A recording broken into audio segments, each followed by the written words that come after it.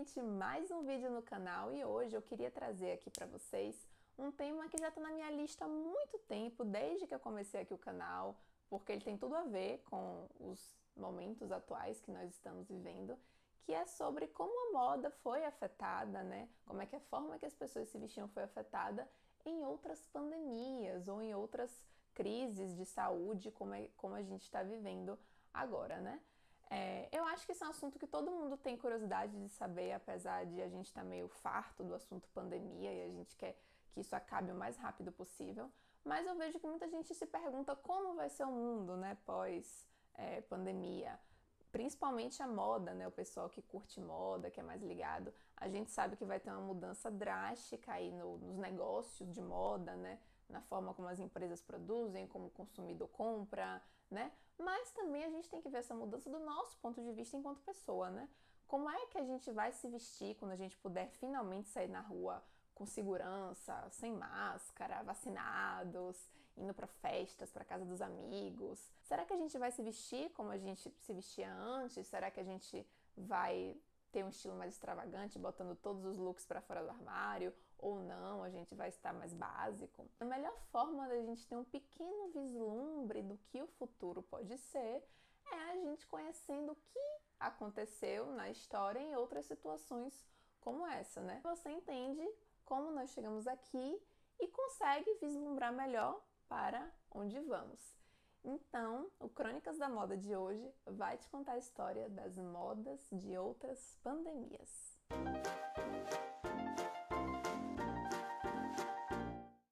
Então, a primeira que eu separei aqui para trazer para vocês, com certeza não é a primeira pandemia, nem epidemia, nem seja lá o que for do mundo. Com certeza o mundo já teve doenças muito piores, né, ou tão graves quanto essa antes. Mas a peste negra, lá na Idade Média, foi a primeira que afetou de maneira mais drástica a forma como as pessoas se vestiam, né, no pós-pandemia. Ela durou 4 anos, foi de 1347 a 1351 e matou 25 milhões de pessoas aproximadamente. Ela começou lá no norte da África, pegando todo o Império Muçulmano, e chegou na Europa, principalmente ali na Itália, que era uma região que já era desenvolvida naquela época por conta do Renascimento, então tinha muita troca, né, entre os árabes e os italianos e os europeus que circulavam por lá, e ela estava na cara, né, ali do norte da África, então o acesso era muito fácil. Muita gente morreu não só pela falta de ciência, que é uma coisa maravilhosa que nós temos hoje, não só pela falta de remédios, antibióticos, vacinas ou qualquer coisa, mas também porque a peste matava muito rápido, né? Quando você contraía, você tinha tipo 1, 2 dias de vida e um beijo, um abraço. Bom, o fato é que quando ela acabou, graças às medidas de higiene, né, que as pessoas começaram a implantar nas suas vidas, todo mundo, desde o cara mais rico até a pessoa mais pobre, deu seu jeito de dar um up no visual, de dar uma levantada na moral, sabe, através das roupas ou do que vestiam. A elite, que era quem tinha dinheiro, não economizou um centavo. Então a gente vai ver aquelas roupas super trabalhadas, com muitos bordados, brocados, tudo assim a fios de ouro, né? As pedras preciosas, as pérolas em todo lugar. Assim, o melhor exemplo para a gente ver esse tipo de look é vendo os retratos das nobres renascentistas italianas daquela época. Essa mocinha aqui, por exemplo, é a Bianca Maria Sforza. Essa família Sforza era super poderosa. Eles eram, tipo assim, os donos de Milão, praticamente, a família real. Eles é que detinham poder e mandavam e desmandavam ali. A gente pode notar que desde o cabelo dela é super trabalhado, né? A trança, né? Parece que uma trança que ela tá cheia de pedras preciosas, de coisa. Tem essa, tipo, essa touquinha que ela usa aqui, que era muito comum na época, né? Se você já viu séries tipo os Borgias, os Medici, Romeu e Julieta, essa touquinha aparece muito, ela é bem comum. E o vestido dela também é todo trabalhado. Ela tem um cinto aqui que tem várias pedras preciosas, tipo assim, uma fortuna só esse cinto. Essa outra aqui é a Giovanna Albizzi. Essa família Albizzi era muito importante também em Florença, né, não em Milão, já em Florença. Eles, inclusive, eram os arqui-inimigos dos Medici, né? E dá pra gente notar que a roupa dela já tem mais cores do que a da outra, né, do que a Bianca que eu mostrei antes, né? essa manga toda bordada, lindíssima, né? Tem esse brocado amarelo aqui que é bem rico. Ela já não tem tantos adornos, né? Como a outra, né? As coisas no cabelo e tal. Mas ela tem mais cores e cor também era um sinônimo de luxo, de ostentação na época. Ah, essa aqui é muito legal. Não que eu tenha conhecido ela pessoalmente, né? Eu sou mais novinha. Essa aqui é a Simonetta di Vespuccio. Ela era uma nobre italiana também, mas a melhor parte da história dela é que ela serviu de modelo para Botticelli pintar o Nascimento da Vênus, né? Ela serviu de modelo para a Vênus de Milo e também para a Primavera, né? Para ele pintar o quadro A Primavera, que são assim os dois maiores símbolos da Renascença italiana no campo das artes, né? Se até a gente fizer uma comparação, você vê que o rosto dela lembra bem, né? O das mulheres no quadro. Mas bom, enfim, o que eu acho que é legal a gente notar na roupa dela é que ela, das três que eu mostrei até agora, é a que tem menos adornos, menos joias, né, menos brilhos, mas ela está inteiramente de vermelho. E vermelho, assim, era uma cor já há muito tempo, e naquela época também, super assim, poder, sabe? Powerful. Porque era uma cor muito difícil de se obter, né? O tingimento era muito caro e ela sempre foi uma cor relacionada ao poder, né? Às vezes à luxúria também, ao pecado, mas também muito relacionada ao poder. Tanto é que na Roma Antiga, as únicas pessoas que usavam vermelho, praticamente, eram os centuriões romanos, né? Que eram soldados que tinham sido promovidos no exército, né? Voltados gloriosos das grandes batalhas, e eles usavam aquela capa vermelha como um símbolo de glória e de poder. Então, ela também, apesar de não ter tantos adornos, ela tá assim completamente riquíssima com esse look todo vermelho. Inclusive eu vim combinando, né? Muito rica.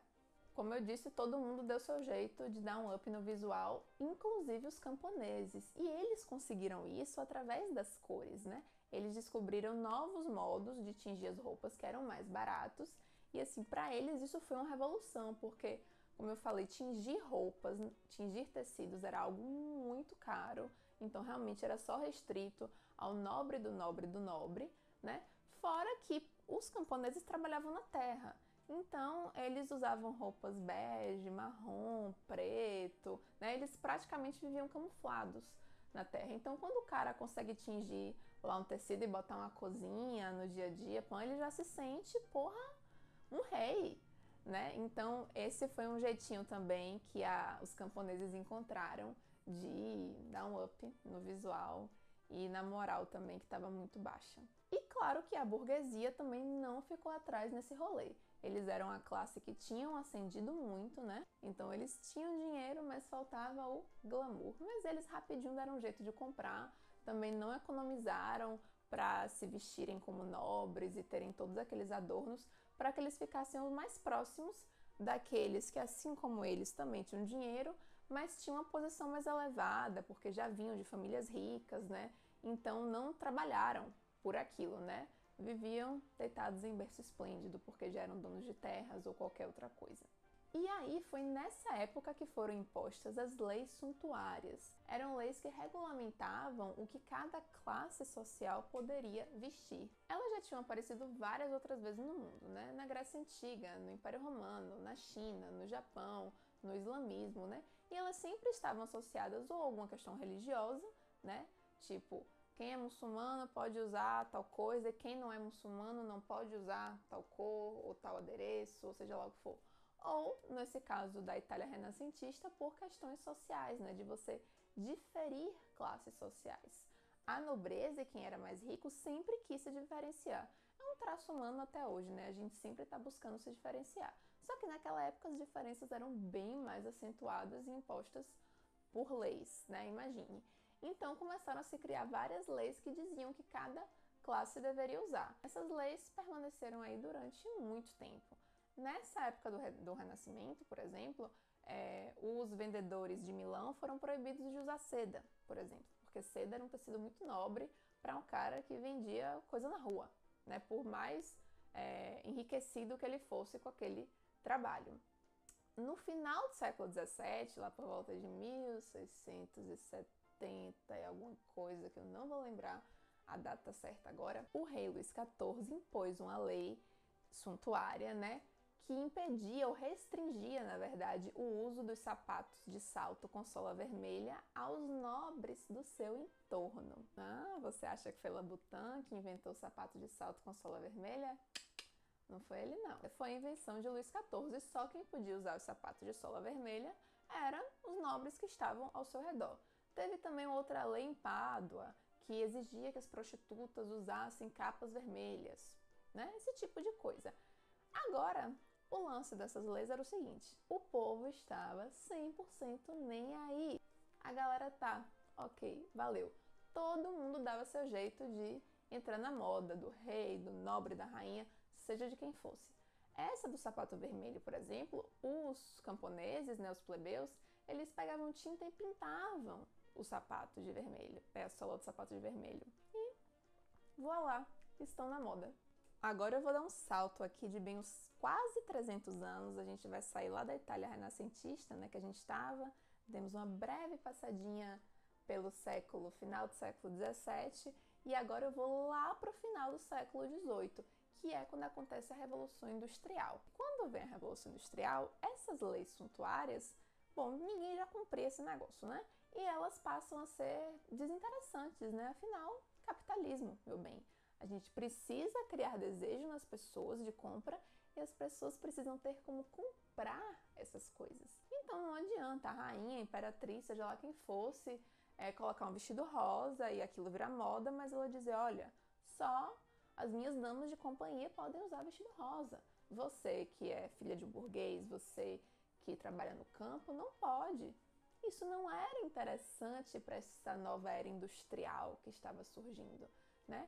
Então as leis suntuárias começaram a ser abolidas, né? Para as pessoas poderem comprar as coisas, né? Os seus objetos de desejo. E aí, em 1856, Isaac Singer inventa a máquina de costura. E aí agora você tem como produzir roupas em muito mais quantidade, de maneira muito mais barata e mais rápida. Então realmente as leis vão pro buraco, porque não faz mais sentido nenhum você restringir o que as pessoas podem usar de acordo com sua classe social.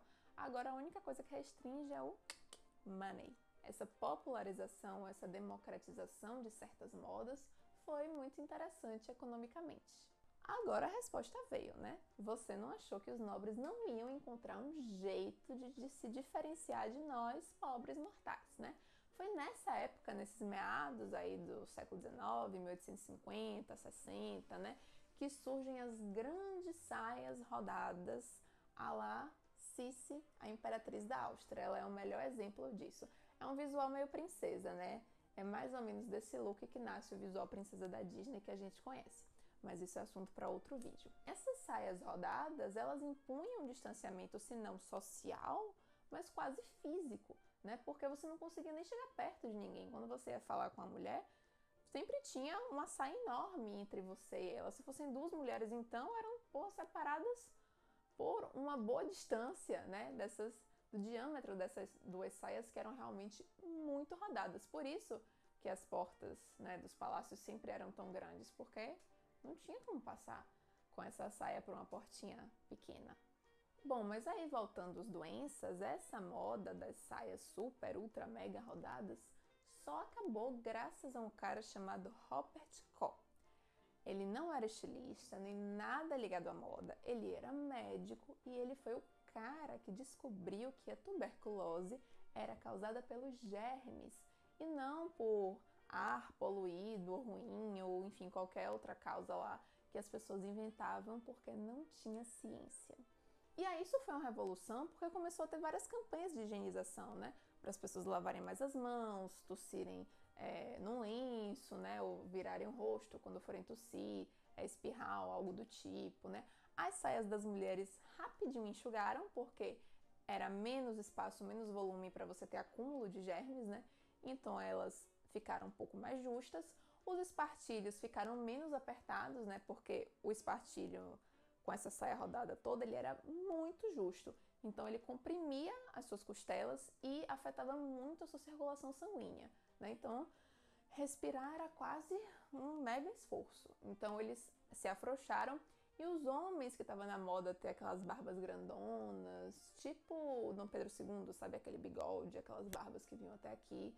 Eles também aparam as barbas, passam a gilete, porque agora não tem lugar para os germes. A tuberculose ficou rodando aí por anos. Ela ainda rola, ainda existem muitos casos de tuberculose, mais do que o que a gente imagina. Mas ela, tipo assim, durante séculos matava 1 em cada 7 pessoas, né? As pessoas, tipo, morriam de tuberculose, assim, com 20 anos, com 19 anos, né? Porque realmente não tinha cura, ninguém descobria de onde vinha aquela doença. E aí, quando a gente chega no século XX, é punk, viu? Aquela década de 1910 do século XX é pesada. O que acontece? 1912, Titanic. 1914, começa a Primeira Guerra Mundial. No fim da Primeira Guerra, em 1918, já começa a gripe espanhola, que foi a grande pandemia antes do coronavírus. Foi aí que apareceu este acessório indispensável, que é a máscara, nossa melhor amiga e companheira dos dias atuais. Hoje o que se acredita é que a gripe espanhola foi levada por soldados americanos que foram para a Europa lutar na guerra. Ela não nasceu na Espanha, né? Como todo mundo acha. O nome se dá basicamente porque na época a Espanha estava neutra na guerra, né? E ela foi a primeira a notificar, né, os seus casos de gripe. Todo mundo nos outros países queriam esconder, porque estavam envolvidos na guerra, então eles já estavam tendo baixas na guerra, e dizer agora que estão enfrentando uma epidemia ia ser ainda pior. Então a Espanha foi a primeira que notificou os casos, né? E aí chegaram logo as notícias de que em Madrid estavam morrendo não sei quantas mil pessoas, e aí virou esse nome de gripe espanhola, mas na verdade acredita-se que ela veio dos Estados Unidos. E aí ela também rapidinho chegou no Brasil, né? Ela chega no Rio de Janeiro em setembro de 1918, e aí ela vai chegar muito nas cidades costeiras, né? No Rio, em Salvador, em Recife, porque eram cidades que recebiam navios sempre, né? Agora no Rio foi um caos realmente, porque era a capital da época, então era quem mais recebia navios, quem mais recebia pessoas de fora, né? Só para vocês terem ideia, chegou um ponto de que a gripe matava 1.000 pessoas por dia no Rio de Janeiro. É assim um número, a gente olha para os números da Covid hoje e fica assustado, mas se a gente for olhar para isso, a gente cai para trás, porque realmente era uma época que a gente não tinha metade dos recursos e da informação e da ciência, olha ela de novo, que a gente tem hoje. Só para vocês terem ideia, a gripe no Brasil só durou um mês. Sabe por quê? Porque morreu tanta gente, mas tanta gente, que teve a imunização por rebanho, né? Quando a gripe chegou no Rio, as pessoas faziam piadas sobre o assunto, né? Surgiam médicos com curas malucas, né? E aí depois, quando as pessoas começaram a ver que era sério, que praticamente a cidade inteira estava tossindo junto, aí mandaram ter as medidas de isolamento, ficar em casa, não pegar o bonde, né? Tentar fazer tudo andando, mas mesmo assim, enfim, muita gente morreu. Só para vocês terem ideia dos números, a gripe espanhola matou no mundo inteiro aproximadamente 50 milhões de pessoas. Hoje, 14 de outubro, eu olhei antes de fazer esse vídeo, os números da Covid-19. O coronavírus matou no mundo, até hoje, 1.088.000 pessoas. Ou seja, a gripe espanhola, 100 anos atrás, matou 50 vezes mais. Os números, assim, são alarmantes. Tem um livro muito bom chamado Metrópole à Beira-Mar, que eu não li ainda, eu preciso confessar, mas eu ouvi um podcast sobre ele, eu já li outras matérias sobre, e ele está na minha listinha de presentes de Natal desse ano. É um livro de Rui Castro, onde ele conta, né, ele tem um romance sobre que se passa no Rio de Janeiro nos anos 20, né? E em um determinado trecho do livro, ele fala sobre o Carnaval de 1919, que foi logo depois que a pandemia da gripe espanhola passou. E ele conta que foi um carnaval louco, que as pessoas saíram ensandecidas na rua, né, que nunca se vendeu tanta fantasia, né, que as modistas faziam anúncios no jornal de fantasias para fazer, né, ou para alugar, enfim. Que realmente foi uma coisa assim de louco, que as pessoas estavam tresloucadas na rua curtindo o carnaval, porque aquele podia ser o último carnaval da vida delas. E assim, a gente sabe que pós a pandemia de gripe espanhola, o que foi que veio? os loucos anos 20, né? Onde tudo era muito, onde tudo era exagerado, né? O brilho era exagerado, a bebida era exagerada, as festas eram exageradas, as drogas, né? Enfim, tudo era assim, uma liberdade, uma ousadia assim, extremamente exagerada, porque realmente as pessoas não sabiam o que ia acontecer com elas. Elas tinham saído de uma guerra que tinha matado muitas pessoas, enfrentado uma pandemia que matou mais ainda, então, tipo assim, amanhã eu posso morrer, né? Sabe lá Deus quando é que vem outra pandemia? Então eu vou viver hoje como se não houvesse amanhã, e aí foi aquela loucura que eu já contei aqui pra vocês em outros vídeos. Bom, a gente viveu aí um século sem pandemia, né, até chegar a 2020. Ao longo do século XX a gente teve, claro, descobertas importantes no campo da medicina, como os antibióticos. Tivemos outras doenças como a AIDS, que foi o terror dos anos 80, né? Mas nenhuma delas afetou de maneira drástica, né, a forma como a gente se veste, né? A AIDS afetou a forma como a gente se relacionava com as pessoas, como a gente namorava, né? Mas agora o coronavírus afetou tudo, inclusive a forma que a gente se veste.